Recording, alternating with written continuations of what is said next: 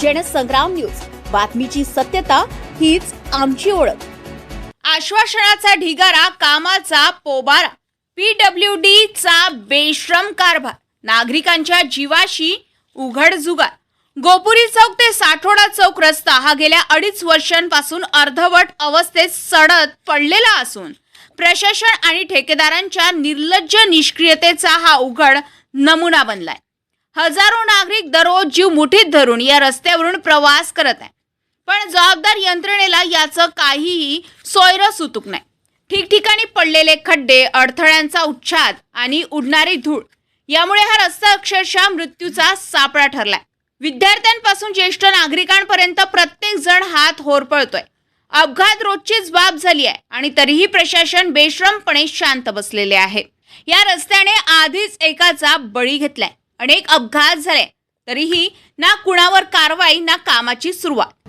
यावरून प्रशासनाची संवेदनहीनता किती खोलवर गेली आहे हे स्पष्ट होते।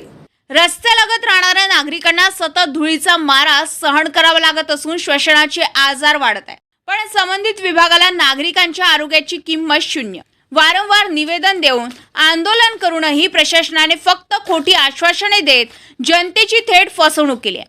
20 मार्च 2026 रोजी रास्ता रोको आंदोलनावेळी 31 मार्च पूर्वी काम सुरू करण्याचं लेखी आश्वासन देण्यात आले। ठेकेदाराने 23 मार्च पर्यंत काम सुरू करण्याचे लिहून दिले। दंडात्मक कारवाईचे पत्रही काढले गेले, प्रत्यक्षात काहीच झाले नाही।